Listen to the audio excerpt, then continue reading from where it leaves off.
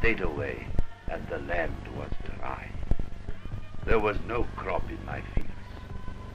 My cattle were dead, and only one little goat was still alive.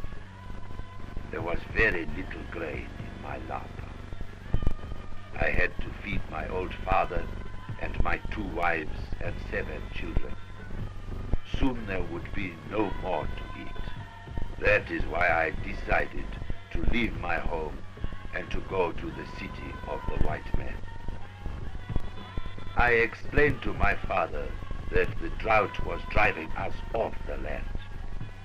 He was sad because he had lived all his life in the place we call Kolo. But we needed food. South Africa is a big country and took us many days to walk to the city of the white man. Both my wives were strong and my children were young, but my father was old. He had to carry many years with him.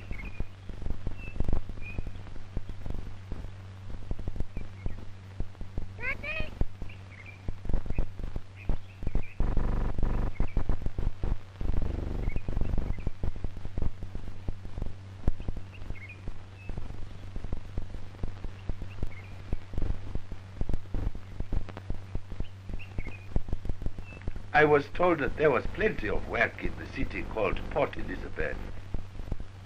The white men had built many factories where they were making motor cars and shoes and clothes and wheels and all the things that men buy from each other. When we came to the city, we looked with all our eyes at the many strange things around us. In one place, the water poured up out of the ground. If I had just some of this water on my land, my cattle would not have died.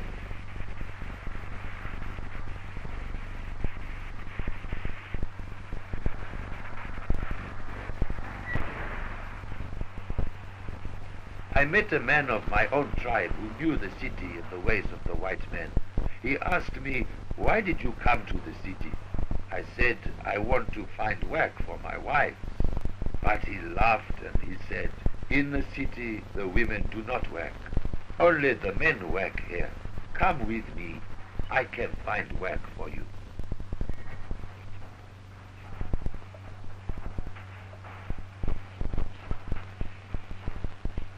He took us to a big gate, and he told my family to wait outside. They were very tired, and they were glad to rest.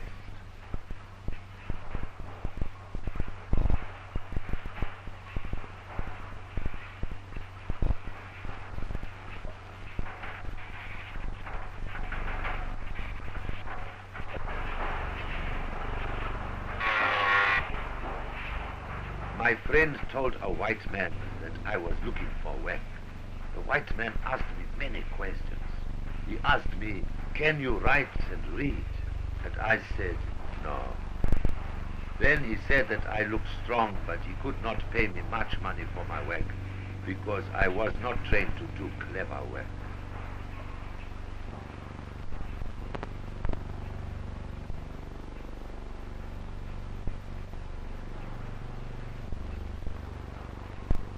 My father and my wives were very happy when we told them that I had found work. Then my friend asked me, "But where will you live?" I said, "If we can find some mud and reeds, my wives will build us a house." My friend looked worried. He said, "Come, let us find a place where you can live."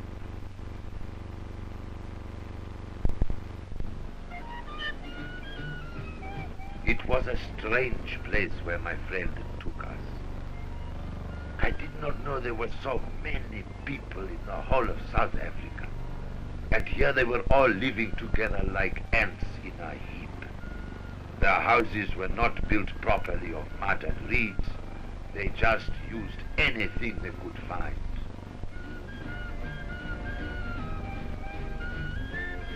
My friend showed us a small bit of ground, and he said, "You can build your house here." But I said I need a big house for my family. This place is too small. My friend said, there are people who have to live near the factories. You will not find a bigger place. Then a strange man came to me. He looked like a rich man and his eyes were hard. He said, do you want to build your house here? I said, yes, I must live near the factory. Then he said, you must pay me £3 a month because this ground belongs to me. I said, this place is not worth so much money. But he said, that is my price. So I walked away.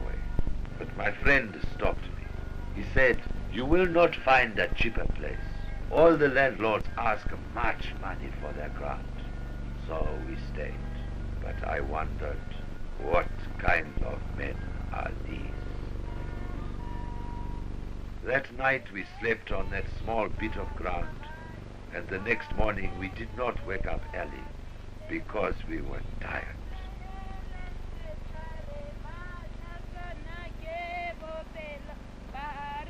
Some of my neighbors were of the Amakosa tribe, like me, but others were of lower tribes, and I did not want to speak to them.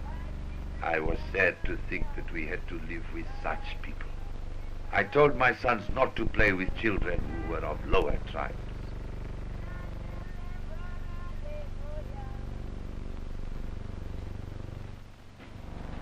On my small bit of ground there was not enough room to build a house with good thick mud walls, but at the factory where I was working there were many empty wooden boxes.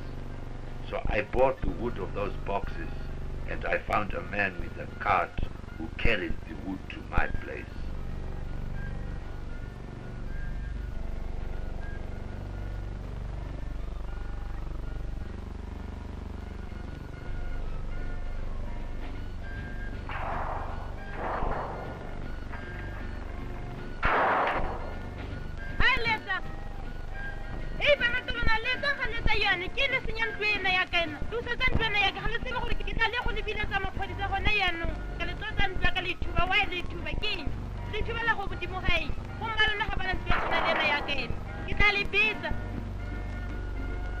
Then we started to build my house. My friend brought some of the white man's tools, and he helped us to build the house.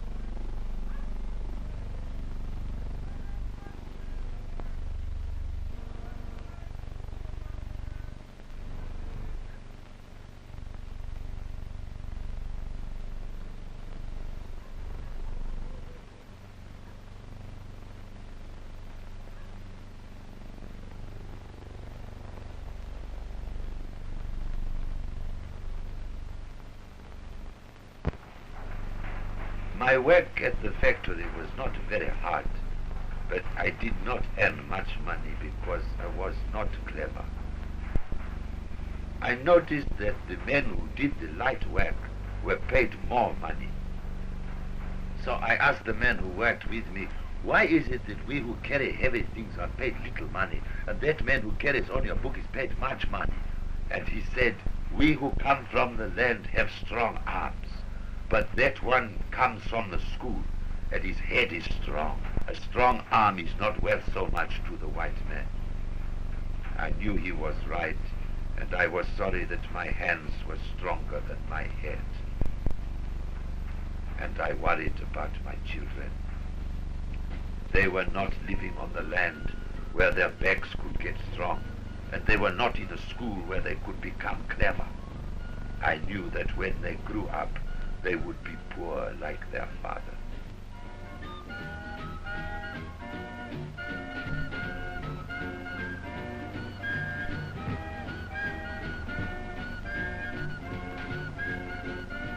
The place where we were living was not a good place for children, and I knew that my sons... There were many bad people who did not work. There were thieves and robbers, and there were people who sold skokian, which makes men drunk. There were men who sold hashish, which makes men mad, and there were men who betrayed their friends.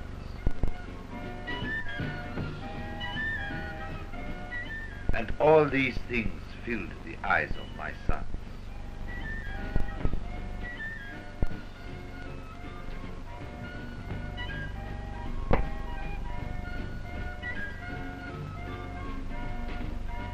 And the eyes of my sons could not feed on the beauty of the hills, but only on ugly things.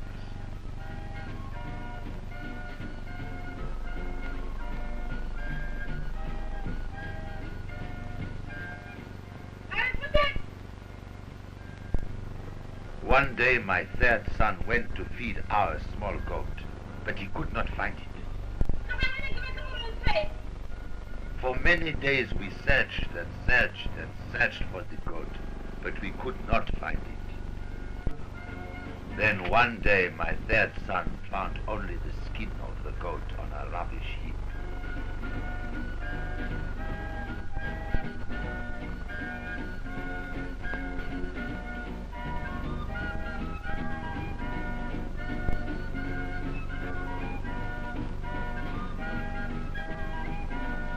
When people live so close together, the badness spreads from one man to all the men around him, like a flame where the trees stand too close together. And one day the badness from my neighbors spread to my own family. A policeman dragged my first son to my house. He said to me, "Your son has stolen. Your son has stolen money from an old man." I could not believe that my son could steal. I said, "Why did you steal? Why did you steal? Why did you steal?" The policeman said, "It is his friends. His friends taught him to steal."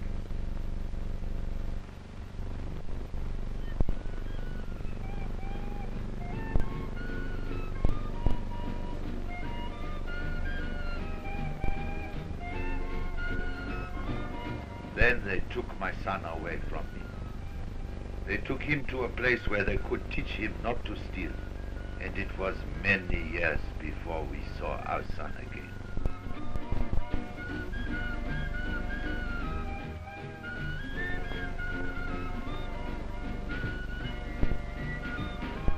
One day I saw a strange white man near my house, and I wondered what he was doing there.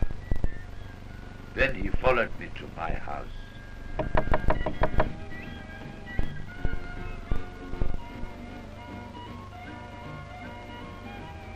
He asked me many questions. How many children have you got? Where did you get the wood to build your house? Then he asked me, would you like to live in a big house with room for all your family and enough ground for a garden? I said, no, I cannot live in a big house. I must live close to the factory where I work. And he said, soon you will live in a big house. And he walked away.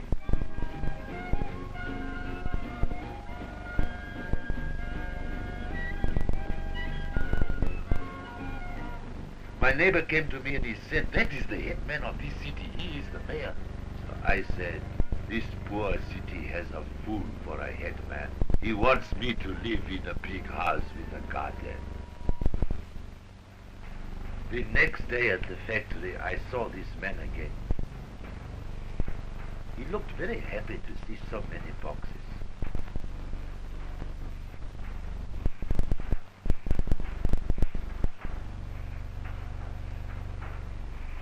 I greeted him and he said to me, your boss has given me all these boxes.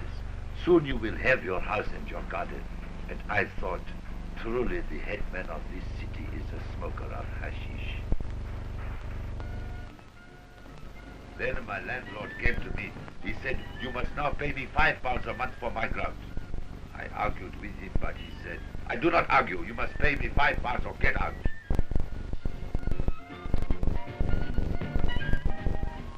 And one day the headman came to our place with another man and an interpreter.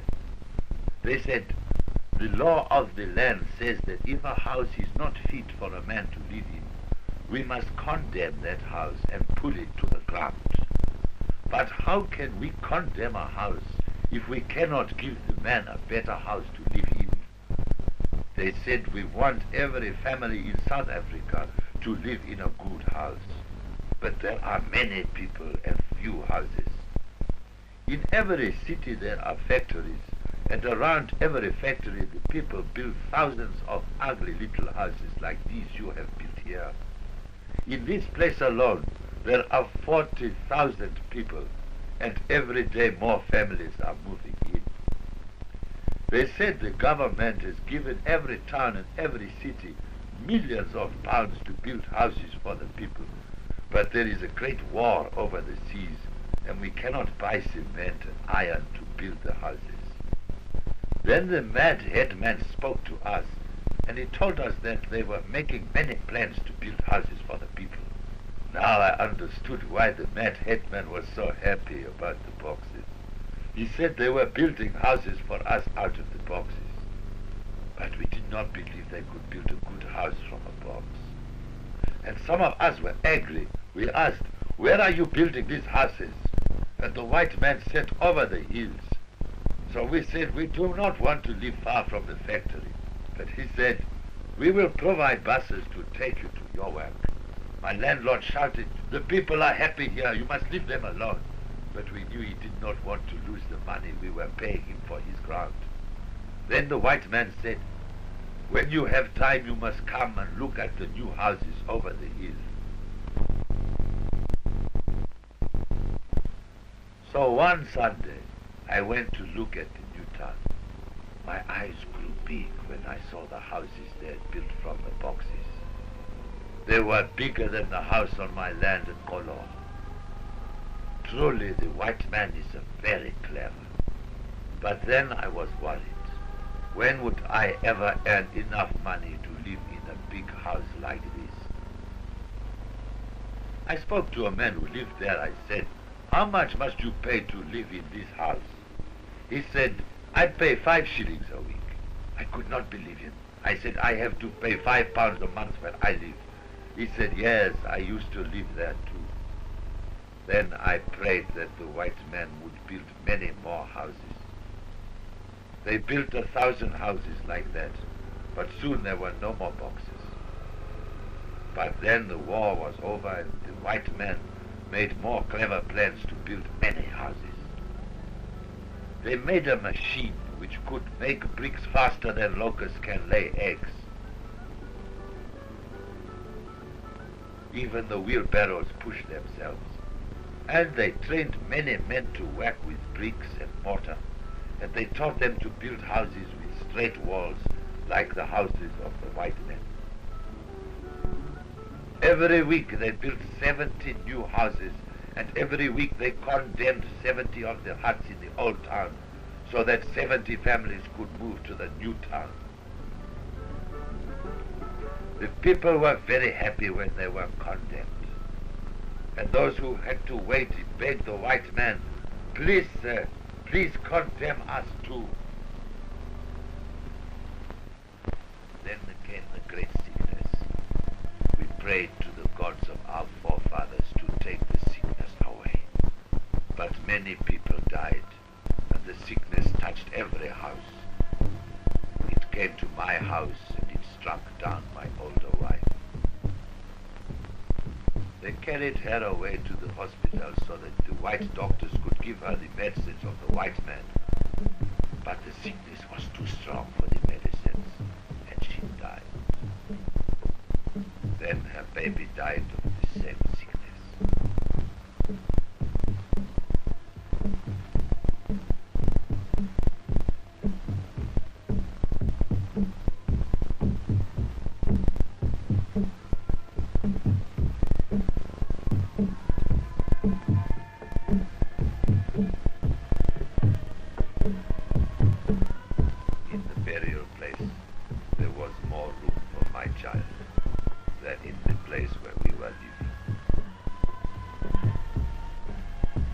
I knew that my wife and my child would not have died in the new town, and my heart cried. But I was not the only impatient one. Every week the people begged, "Please, sir, please condemn us." And my heart was heavy. I saw that many houses had to be condemned before my turn could come. They trained more men to build houses, and soon the houses grew like corn upon the hills. But still we had to wait and wait because we were so many. Some Sundays I took my family to the new town, and I showed them the new houses. And I showed them the churches and the schools, and I said to my children, "When we are condemned, we will live in a house like that, and we will have a garden, and you will go to the school, and you will become clever so that you will earn much money when you are men." I knew then that the headman was not mad. The people call him Sonkaeba, which means man of mercy. One day he spoke to me and he said, "We build and we build, but the people are always more than the houses. It will take us 3 years to build enough houses for all the people, but what can we do?" I said, "Sonkaeba, my father, please take us all to the new town now." Sonkaeba said, "How can you live in the new town without houses?" So I said, "We can take our houses with us. Then there will be just another ugly slum in the new town," said Sonkaeba. I said, "When the new houses are ready, we will throw away the old houses and there will be no slum." Then he said, "Break down your houses. I will send lorries." So I told my neighbors the news and we started to break down our houses.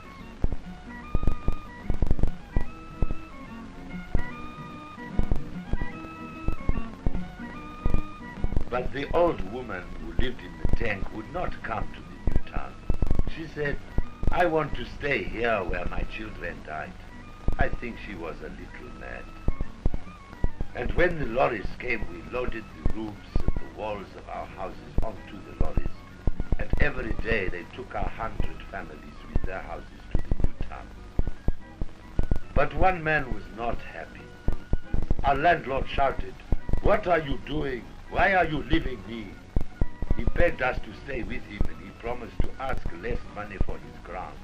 But we said, "No, we are going to the new town."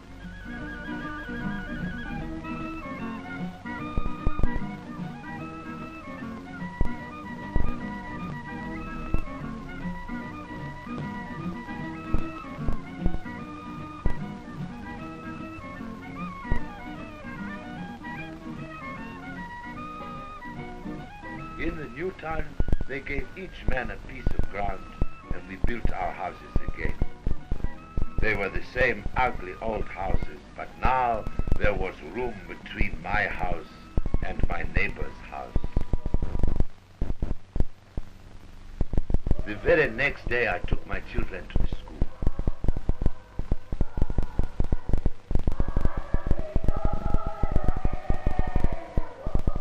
I said to the teacher, "Teach my children to read out of books and teach them to write so that they can be rich men when they grow up."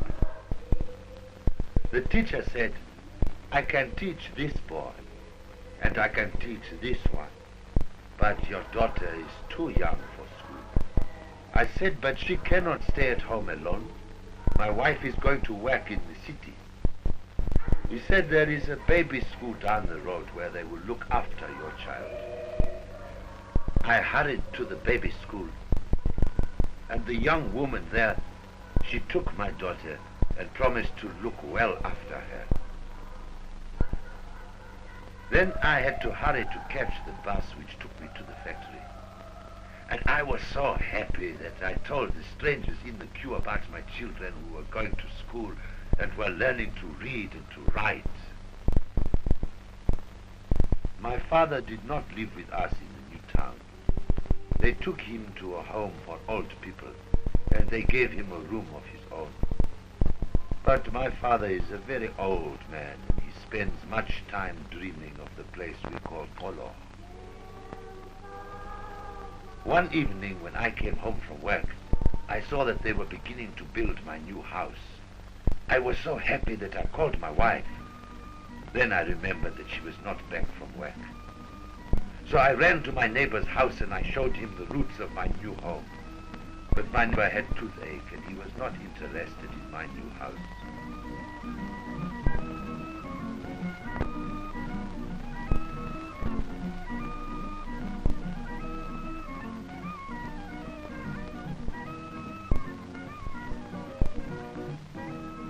When my new home was ready, I broke down my old house and I chopped it into small pieces. For a long time we had plenty of wood to cook our food. The years have passed over our new town, and the houses have become our homes.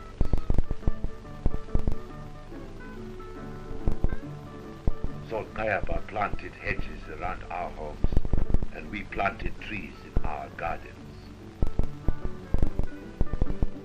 I am still a poor man because I have no learning, but I have tables and chairs in my house, and my daughter wants me to eat with tools like a white man.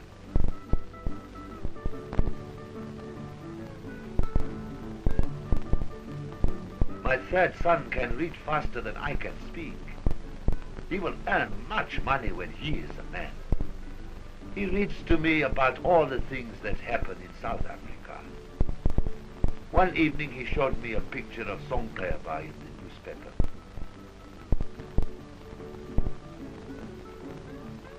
Sonqeba is an old man now, but he is still building houses for the people.